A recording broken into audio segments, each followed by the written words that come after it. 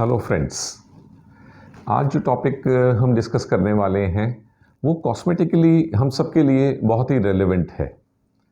ये टॉपिक है puffy eyes या आई बैग्स या स्वोलन आइज़।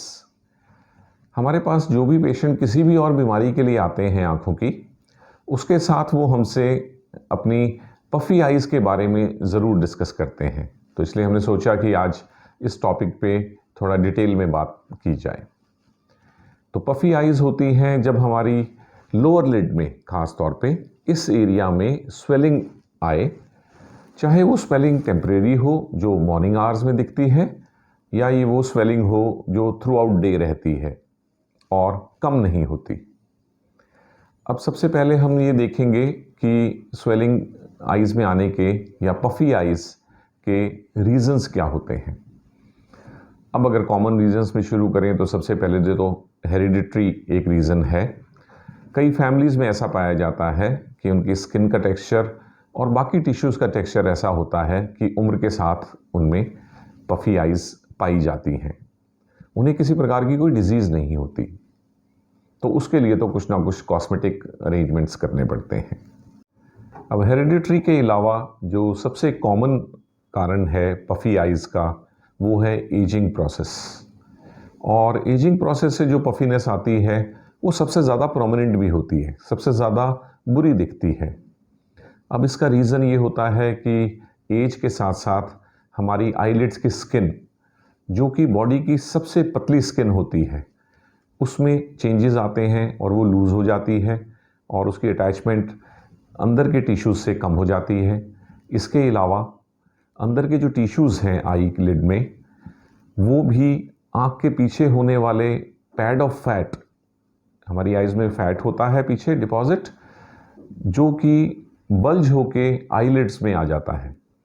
सो जब एज के साथ हमारे टिश्यूज़ की स्ट्रेंथ कम हो जाती है तो ये पैड ऑफ फैट हमारी आईलिड्स में आ जाता है और वो फिर एक बल्की आई के रूप में दिखाई देता है और हम कहते हैं कि हमें आई बैग्स हो गए हैं।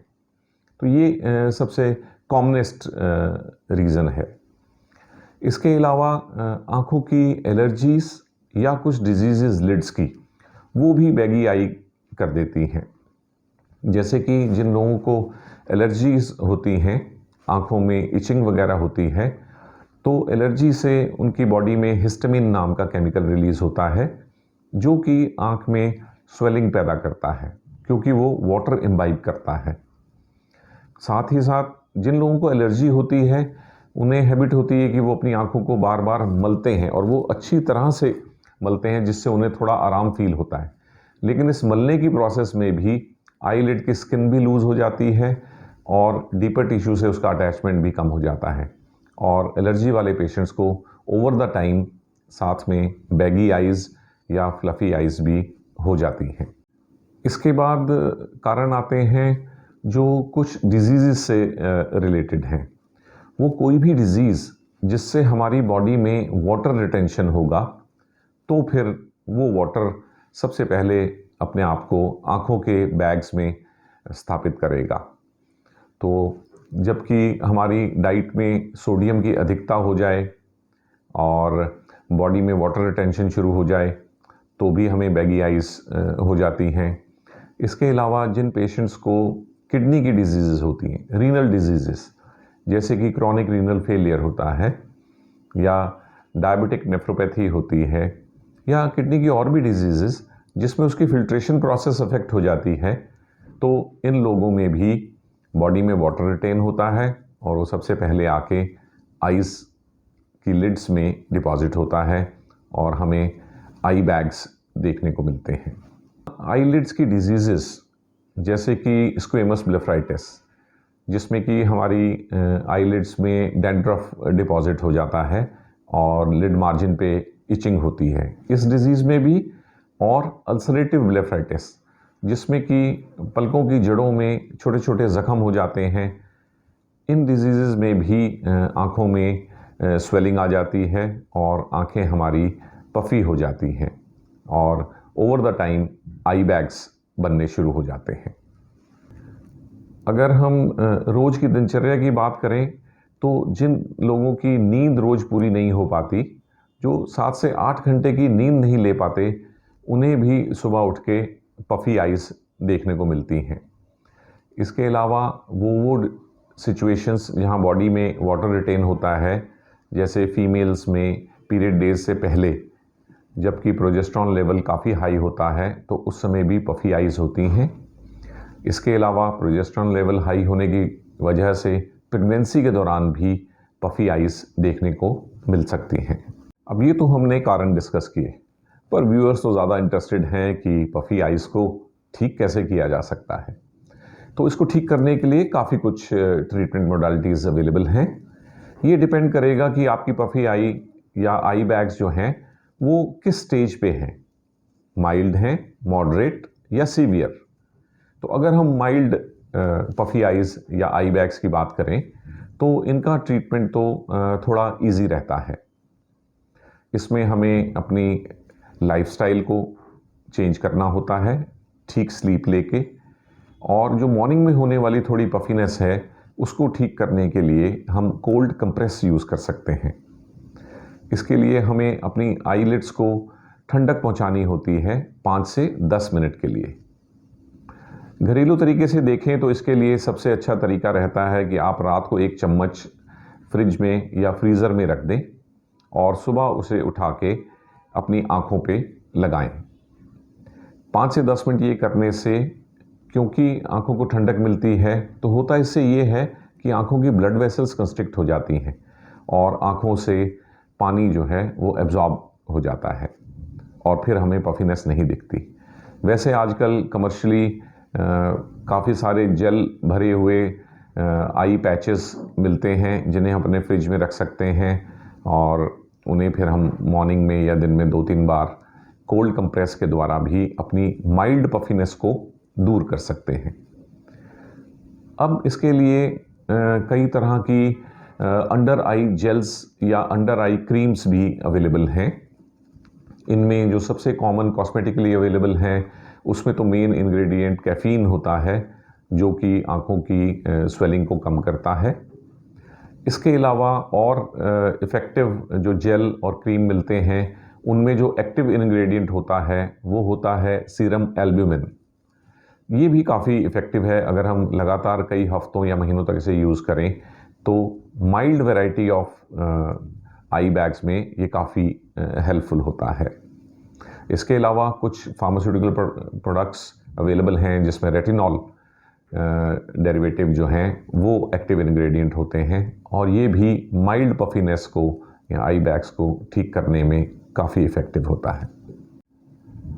अब अगर हम ये देखते हैं कि ये सब मेथड करने के बावजूद भी हमारी पफीनेस ठीक नहीं हो रही है, तो फिर हम इसे कहेंगे मॉडरेट पफीनेस, और इसके लिए फिर हमें अलग ट्रीटमेंट एक्सेप्ट करनी होगी।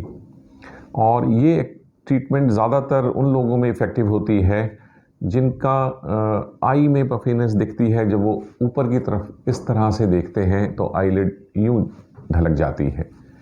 सो इस मॉडरेट पफीनेस के लिए एक बहुत ही इफ़ेक्टिव ट्रीटमेंट है जिसे हम कहते हैं कि इंजेक्शन फॉर्म में यदि हम टीयर ट्रफ फिलर्स यूज़ करें।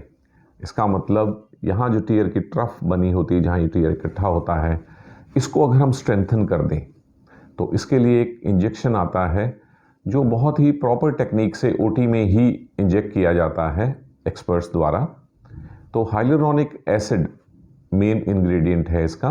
ये इंजेक्शन लोअर आईलिड में इंजेक्ट करने से 1 से 1.5 साल तक के लिए हमारी आईलिड स्ट्रॉन्ग हो जाती है और उसकी पफीनेस कम दिखती है, क्योंकि हाइलुरोनिक एसिड जब हम इंजेक्ट करते हैं तो वो स्किन के नीचे जाके वाटर एब्जॉर्ब करके हमारी आईलिड को स्ट्रेंथ प्रोवाइड करता है।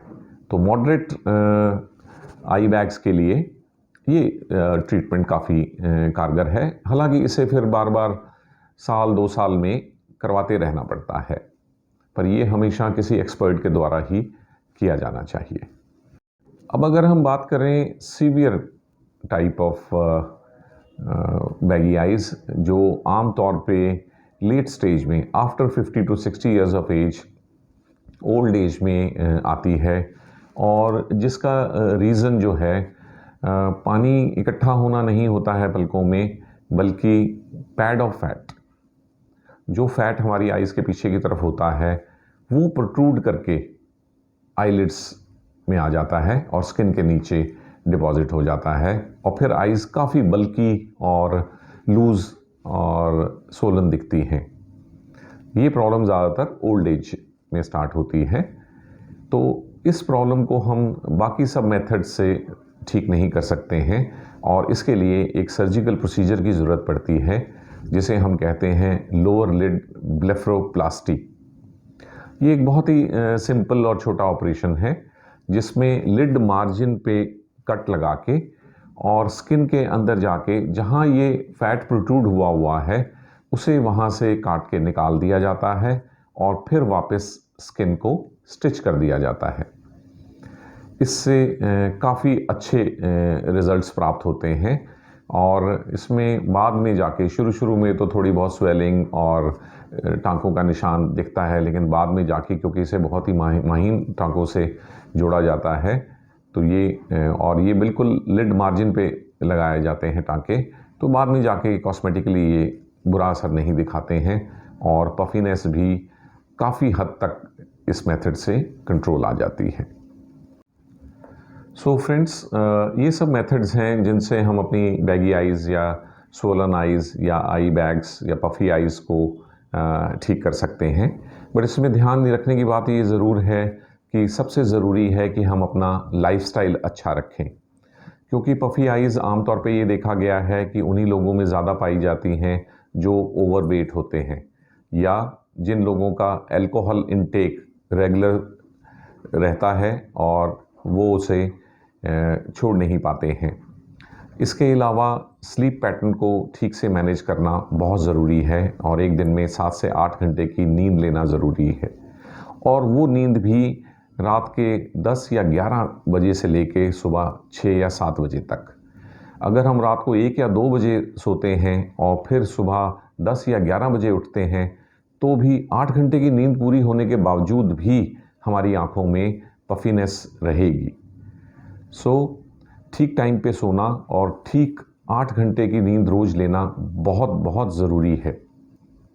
इसके अलावा कुछ लोगों को ये आदत होती है कि वो अपने पेट के बल सोते हैं।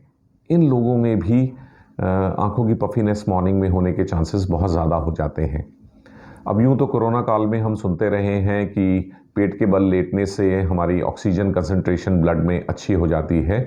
तो हाँ, ये उन लोगों के लिए जिन्हें कोई रेस्पिरेटरी प्रॉब्लम्स इस तरह की हैं, जिनका ऑक्सीजन लेवल कम है, उनमें तो पेट के बल सोना अच्छा हो सकता है, लेकिन बाकी लोगों को हमें किसी एक साइड पे या सीधे लेटना चाहिए, और ज़्यादातर कोशिश करनी चाहिए कि हम एक साइड पे करवट लेके सोएं। इसके अलावा हमें अपनी लाइफ में फ्रेश वेजिटेबल्स और फ्रूट्स, जिनमें कि एंटीऑक्सीडेंट्स होते हैं, इसके साथ ही साथ वो सब चीज़ें जिनमें विटामिन्स, मिनरल्स ठीक मात्रा में होता है, वो सब अपनी लाइफस्टाइल में इंक्लूड करने से भी हम पफ़ी आइज़ को डिले कर सकते हैं या आने से रोक सकते हैं। सो फ्रेंड्स, अब बारी है आज के कोट की। आज का कोट है, a positive and clear vision is the path to success. साफ देखना और समझना और पॉजिटिव रहना ही सफलता की कुंजी है। Thank you viewers for listening to this talk.